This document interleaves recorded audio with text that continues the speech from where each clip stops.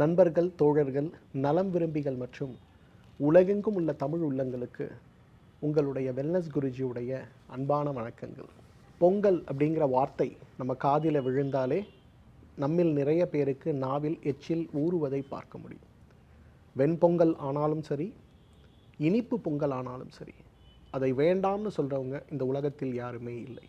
மற்றும் ஒரு நினைவு நம்ம மனதில் வருவது, வருடத்திற்கு ஒரு முறை நம்ம சிறு குழந்தையாக இருப்பதிலிருந்து தமிழுடைய கலாச்சாரம், தமிழ்நாட்டுடைய கலாச்சாரமாக நாம் கொண்டாடி வருகின்ற தைத்திருநாளாய் இருக்கக்கூடிய பொங்கல் பண்டிகையை பற்றி ஒரு நினைப்பு நிச்சயமாக நம்ம எல்லோர் மனதிலும் ஏற்படுவதை பார்க்கலாம். பொங்கலுக்கு முதல் நாளாக இருக்கக்கூடிய போகியில் நெருப்பு எரிப்பது போல வீட்டில் இருக்கக்கூடிய பழைய குப்பைகளை போட்டு எரிக்கின்ற நிகழ்வில் ஆரம்பித்து முதல் நாள் பொங்கலையும், இரண்டாம் நாள் மாட்டுப் பொங்கலையும், மூன்றாம் நாள் காணும் பொங்கலையும் கொண்டாடி மகிழாத ஒரு குழந்தை பருவங்கிறது நிச்சயமாக இந்த உலகத்தில் இருக்க முடியாது. குறிப்பாக தமிழர்களுடைய குழந்தை பருவம் அப்படிங்கிறது இந்த உலகத்தில் இருக்கவே முடியாது. அந்த அளவுக்கு பொங்கல் பண்டிகை அப்படிங்கிறது நம்முடைய கலாச்சாரத்தோடு ஒன்றிப்போன ஒரு விஷயமாக சொல்ல முடியும். இன்றைக்கு உலகத்தில் இருக்கக்கூடிய மிக புராதான பழமையான கலாச்சாரங்கள், சுமேரிய கலாச்சாரம்னு சொல்லக்கூடிய எகிப்தில் நாம் பார்ப்பது, சீன கலாச்சாரம் நம்மை போன்றவே மிகுந்த பழமையாக இருக்கிறத பார்க்குறோம். ரோமானிய கலாச்சாரங்களை நம்ம பார்க்குறோம். நம்முடைய தமிழ் பண்பாடு கலாச்சாரங்களை பார்க்கும்போது இந்த கலாச்சாரங்களில் நம்முடைய தமிழ் கலாச்சாரம் முற்றிலும் மாறுபட்ட ஒரு கலாச்சாரமாக இருக்கிறத பார்க்குறோம். அந்த கலாச்சாரங்கள் அவர்களை ஆண்ட அரசனையும் மற்றவர்களையும் இறைவனாக வணங்கி கொண்டிருந்த போது நாம் இயற்கையை மிகப்பெரிய அளவில் வணங்கி கொண்டு வந்திருக்கிறோம் அப்படிங்கிற அகழ்வாராய்ச்சியுடைய முடிவுகள் மிகப்பெரிய ஆச்சரியத்தை இன்றைக்கு உலகுக்கு வழங்குகிறது. இன்றைக்கு சூரியன் கொடுக்கக்கூடிய ஒளியினால் தான் தாவரங்கள் வளர்கிறது அப்படிங்கிறத கண்டுபிடித்ததே 1700வது வருடம்தான். ஆனால் பல ஆயிரம் வருடங்களுக்கு முன்பாகவே நமக்கு உழவுன்னு சொல்லக்கூடிய விவசாயத்தை பெரும் தொழிலாக நாம் கொண்டிருந்தவர்கள் இன்றைக்கு அதற்கு முக்கிய காரணமாக இருக்கக்கூடிய சூரியனையும் இயற்கையையும் வணங்கி வந்திருப்பது அப்படிங்கிறது மிகுந்த ஆச்சரியத்தக்க ஒரு விஷயம்தான் இல்லையா? தமிழ் கலாச்சாரம் அப்படிங்கிறது வெறும் விவசாயத்தை மட்டுமல்ல, ஆன்மீகத்தையும், ஏன் இன்றைக்கு ஆரோக்கியத்தையும் ஒன்றிணைத்து ஒரு மனிதன் பிறப்பதிலிருந்து இந்த உலகை விட்டு நீங்குவது வரை என்னென்ன வழிமுறைகளை பின்பற்றினால் ஆரோக்கியமாக இருக்க முடியும்னு சொல்லி கொடுத்தக்கூடிய நிறைய விஷயங்களுடைய ஒரு தொகுப்பாகவே இந்த பொங்கல் பண்டிகை இருக்கிறது நம்ம பார்க்கிறோம். மார்கழி மாதம் கடுமையான குளிர் இருக்கக்கூடிய மாதம்.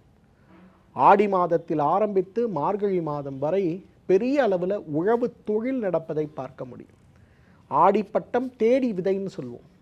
ஆடி மாதம் ஆரம்பித்த உடனேயே நிறைய நம்மளுடைய இலக்கியங்களில் பார்த்திங்கன்னா சொல்லியிருப்பாங்க, ஆடி மாதம் வந்ததுன்னா நண்டு அதோடைய கூடுகளுக்கு சென்று வலையை மண் போட்டு பெரிய அளவில் மேடாக்கி மூடுமா. ஏன்னா ஆடி மாதத்தில் ஏற்படுகின்ற மழையினால் நண்டுகளுடைய அந்த வீட்டுக்குள்ளே தண்ணீர் புகுந்து சிரமப்படுத்துவோம் இல்லையா? அந்த சிரமம் ஏற்படாமல் இருப்பதற்காக நண்டு அதை மூடுமா. அதுதான் ஆடி மாதம் வந்து விட்டதுன்னு நமக்கு சொல்லக்கூடிய அறிகுறியாக இலக்கியங்களில் பார்க்கலாம்.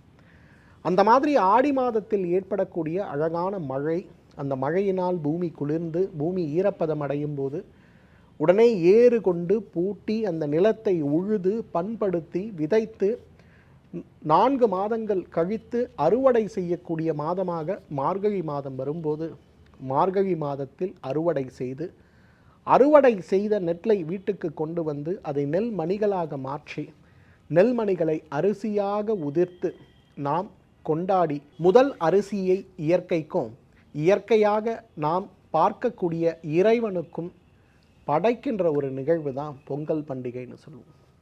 ஏன்னா இந்த பொங்கல் பண்டிகை அப்படிங்கிறது இன்றைக்கு விதவிதமான பெயர்களில் இந்தியா முழுவதும் கொண்டாடப்படுவதை பார்க்கிறோம். இன்றைக்கு பஞ்சாபில் ஒரு பெயர் வச்சு கூப்பிட்றாங்க, ஒரிசாவில் ஒரு பெயர் வச்சு கூப்பிட்றாங்க. கேரளாவில் பார்த்திங்கன்னா மகர விளக்குன்னு சொல்லக்கூடிய ஒரு விளக்கு பூஜையாக இந்த திருநாளை கொண்டாடுறாங்க. இன்றைக்கு ஜோதிஷ சாஸ்திரத்தில் முதல் கொண்டு இன்றைக்கு நம்முடைய ஆன்மீகத்தில் சொல்லக்கூடிய நிறைய புத்தகங்களில் கூட இன்றைக்கு இந்த பொங்கல் பண்டிகை இந்த ஒரு நாளை, தை திருநாளை வருடத்தின் சரிபாதியாக 2ஆக பிரித்து சூரியனுடைய சஞ்சாரத்தை பொறுத்து 6 மாதங்கள் கோடையை கொடுக்கக்கூடிய காலங்களாகவும் 6 மாதங்கள் குளிரையும் மழையையும் கொடுக்கக்கூடிய காலங்களாகவும் பிரித்து இந்த சூரியனை வரவேற்கக்கூடிய ஒரு முக்கியமான காலமாக இந்த தை மாதம் இருக்கிறத நம்ம பார்க்கிறோம். தை பிறந்தால் வழி பிறக்கும்னு சொல்லுவாங்க. அது என்ன தை பிறந்தால் வழி பிறக்கும்? பொதுவாக சூரியன் குளிர்ந்த காலங்களில் நம்மோடு தொடர்பில் இருக்கும்போது, தட்சிணாயனம்னு சொல்லக்கூடிய அந்த ஒரு காலத்தில் இருக்கும்போது, சூரியனுடைய கதிர்கள் பூமியில் படுகின்ற அளவு குறைந்து இருக்கும்போது நமக்கு இரவு சீக்கிரமே வந்து விடுவதை பார்க்கிறோம். ஆனால் உத்திராயணம்னு சொல்லக்கூடிய இந்த தை மாதம் ஆரம்பிக்கின்ற காலத்திலிருந்து அடுத்த 6 மாத காலத்திற்கு சூரியனுடைய தொடர்பு நமக்கு மிக அதிகம் கிடைக்கக்கூடிய ஒரு சூழல் இருக்கிறதுனால பகலுடைய அளவு நீண்டு இருக்கும். அப்படிங்கிறதுனால தான் இந்த தை பிறந்தால் வழி பிறக்கும் அப்படிங்கிற ஒரு அழகான பழமொழியையும் சொல்லி இருக்கிறத பார்க்கணும். இன்றைக்கு ஆரோக்கியத்திற்கும் இந்த தை பொங்கலுக்குமே நிறைய தொடர்பு உண்டு. பொதுவாக ஆயுர்வேத மருத்துவத்தில் உடலில் இருக்கக்கூடிய கபத்தையும் உடலில் இருக்கக்கூடிய பித்தத்தையும், கபமும் பித்தமும் இரத்தத்தில் சீற்றமடைந்து ஏற்படுத்தக்கூடிய நிறைய நோய்களையும் குணப்படுத்த அந்த கழிவாக இருக்கக்கூடிய இந்த பித்தம், கபம் மற்றும் இரத்தத்தில் இருக்கக்கூடிய அந்த தேவையற்ற கழிவுகளை வெளியேற்றுவதற்கு உகந்த காலம்னு சொல்லக்கூடியதே இந்த தை மாதம் தான். இந்த தை மாதத்தில் நாம் செய்ய வேண்டியது என்ன? வாந்திக்கான சிகிச்சை செய்யலாம், பேதிக்கான சிகிச்சை செய்யலாம், கழிவடைந்து இருக்கக்கூடிய இரத்தத்தை வெளியேற்றக்கூடிய இரத்தமோக்ஷனம் அப்படிங்கிற ஒரு அழகான சிகிச்சை செய்யலாம். இந்த 3 விஷயத்தையும் நாம் செய்யும்போது மிகப்பெரிய அளவில் உடல் சுத்தமடைந்து உடல் ஆரோக்கியமடைந்து விடுவதை பார்க்க முடியும். இந்த தட்சிணாயனத்துடைய முடிவும் உத்திராயணத்துடைய ஆரம்பத்திலும் ஒரு சுத்தி சிகிச்சையும், அதே போல் உத்திராயணம் முடிஞ்சு தட்சிணாயனம் ஆரம்பிக்கும் போது வருடத்திற்கு 2 முறை உடல் சுத்தி அவசியம் அப்படிங்கிறது ஆயுர்வேத சாஸ்திரம். நம்ம இப்போ கேரள மாநிலம் போனோம்னா அவங்க கற்கட சிகிச்சை அப்படிங்கிறத இந்த ஆடி மாதத்தில் ஆரம்பிப்பாங்க. நம்ம செய்து கொள்ள வேண்டியது, ஏன்னா நம்ம பூமி ஜாங்கல பூமின்னு சொல்லுவோம், வறண்ட பூமி. கேரள மாநிலம் அப்படிங்கிறது ஆனூப தேசம்னு சொல்லுவோம், நிறைய நீர்நிலை நிறைந்திருக்கக்கூடிய ஒரு பகுதி. இந்த ஜாங்கல பூமியில் நமக்கு தேவை இந்த குளிர்காலம் முடியும் போது உடலை சுத்தப்படுத்த வேண்டும். அந்த அளவுக்கு இன்றைக்கு வெறும் திருவிழா, சூரியனுடைய சஞ்சாரம், நிலத்தில் விளைந்திருக்கக்கூடிய நெற்கதிர்கள் நம்ம வீட்டுக்கு வரக்கூடிய நேரம், செல்வமும் லக்ஷ்மியும் நம்மை தேடி வரக்கூடிய நேரம் மட்டும் கிடையாது, ஆரோக்கியத்தை நாம் பாதுகாக்க வேண்டிய ஒரு நேரமாக இருக்கிறதுனால தான் இந்த தை மாதம் அப்படிங்கிறத நம்ம ரொம்ப கவனத்தோடு எடுத்துக்கொள்ள வேண்டும். பொதுவாக மார்கழியுடைய கடைசி நாள் வரும்போது, அந்த மார்கழி மாதத்தில் ஒரு 15 நாட்கள் இருக்கும்போதே பழையன கழிதலும் புதியன புகுதலும் அப்படிங்கிற மாதிரி வீட்டை நாம் சுத்தப்படுத்தி, சுற்றுப்புறத்தை சுற்றப்படுத்தி, நிலத்தில் அறுவடை செய்து நிலத்தை சுத்தப்படுத்தி, தோட்டம் இருக்குன்னா தோட்டத்தை எல்லாம் சுற்றப்படுத்தி, வீடுகளுக்கு நல்ல வாசல் தெளித்து, வீட்டுக்கு தேவையான வர்ணங்கள் பூசி, விவசாய உபகரணங்கள்னு சொல்லக்கூடிய எவ்வளவோ விஷயங்கள் இருக்குன்னா அதையெல்லாம் கூர்மைப்படுத்தி அழகுபடுத்தி ஒரு பெரிய திருவிழா, ஒரு புத்துணர்வான மனதோடு இயற்கையை வரவேற்கின்ற ஒரு நிகழ்வு தான் இந்த போகி மற்றும் பொங்கல் பண்டிகை. மார்கழியுடைய கடைசி நாளில் நமக்கு தேவையற்ற கழிவாக வீட்டில் இருக்கக்கூடிய, உள்ளத்தில் இருக்கக்கூடிய எல்லாத்தையும் எடுத்து போட்டு எரித்து சாம்பலாக்கி மனதிற்கு மகிழ்ச்சியை கொண்டு வரக்கூடிய, நம்முடைய மொத்த ஊருக்குமே உலகத்துக்குமே மகிழ்ச்சியை கொண்டு வரக்கூடிய நாள் தான் இந்த தை திருநாள். போகி அன்னைக்கு எல்லாத்தையும் நம்ம முடிச்சிருவோம்.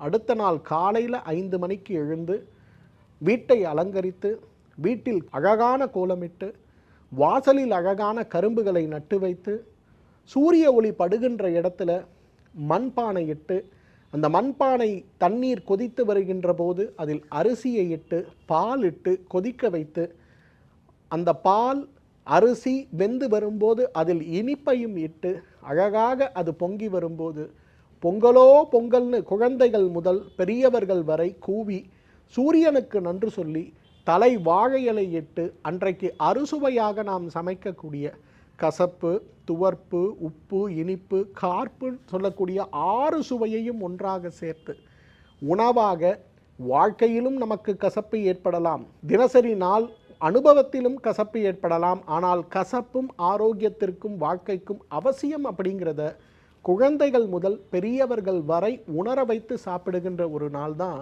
ஒரு திருநாள் தான் பொங்கல் அப்படிங்கிறது. இந்த பொங்கல் அப்படிங்கிறது ஏதோ நம்மளும் வீட்டில் பொங்கல் வச்சோங்கிறது இல்லை, ஒரு கலாச்சார உணவோடு நாம் கொண்டாட வேண்டிய ஒரு நிகழ்வு. மற்ற மாநிலங்களில் இருக்கக்கூடிய இந்த மகர சங்கராந்தின்னு சொல்லக்கூடிய பண்டிகைக்கும் நமக்கும் இருக்கக்கூடிய ஒரு மிகப்பெரிய வித்தியாசம் என்ன தெரியுமா? நம்ம தமிழ் கலாச்சாரத்தில் பொங்கல் ஒரு கூட்டு பண்டிகையாக கொண்டாடப்படுறதை பார்க்க முடியும்.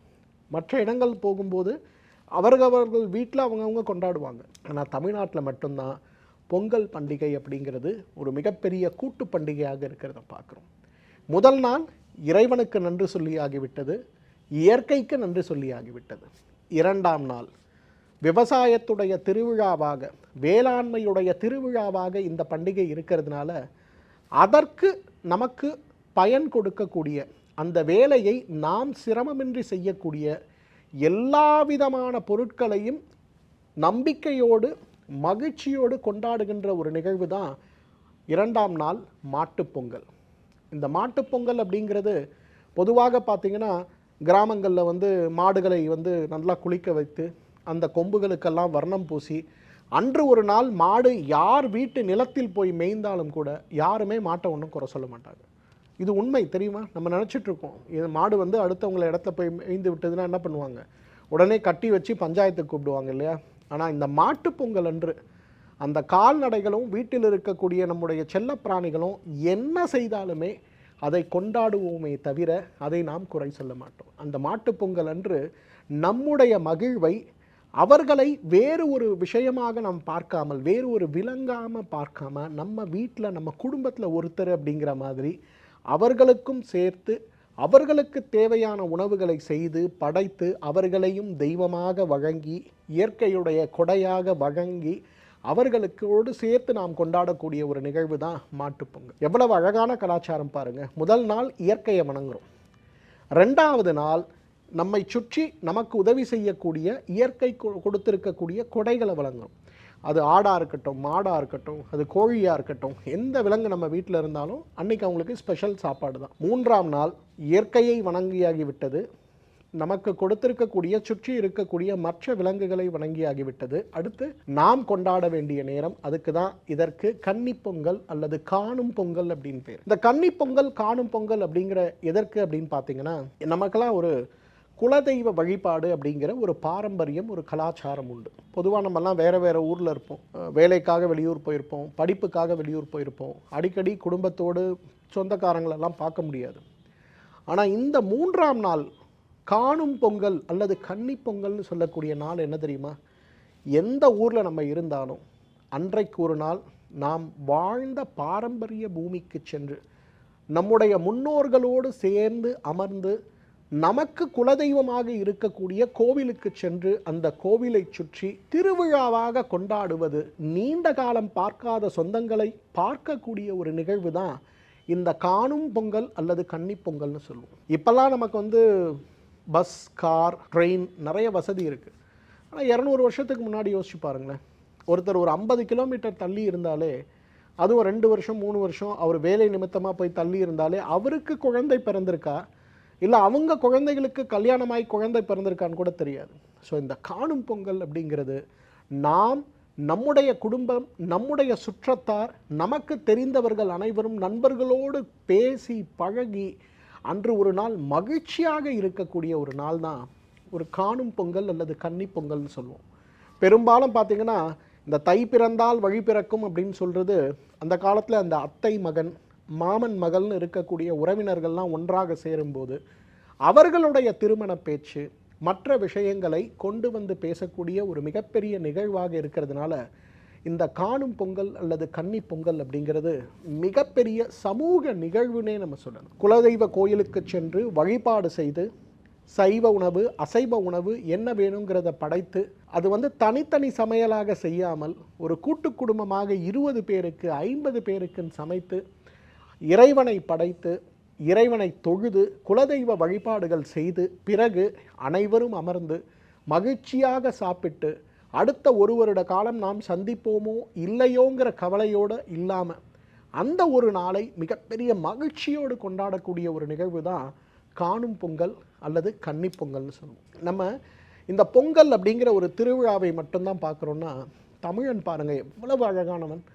ஒரு இயற்கையை கொண்டாடுவதற்கு ஒரு நாள், நமக்கு சுற்றி இருக்கக்கூடிய நாம் பழகி வைத்திருக்கக்கூடிய நம் குடும்பத்தில் ஒருவராக இருக்கக்கூடிய நமக்கு உதவி செய்யக்கூடிய விலங்குகளை கொண்டாட ஒரு நாள், நம்முடைய சொந்த பந்தங்களோடு நாம் மகிழ்ச்சியாக வாழ்வதற்கு, மகிழ்ச்சியாக இருப்பதற்கு, ஒரு வருட காலம் 2 வருட காலம் பல வருட காலம் பேசாமல் இருந்த சொந்தத்தை கூட சந்தித்து அளவலாவி மகிழ்ச்சியை பகிர்ந்து கொண்டு ஆனந்தமாக இருப்பதற்கு ஒரு நாள்னு சொல்லி 3 நாட்கள் அழகான ஒரு பண்டிகை.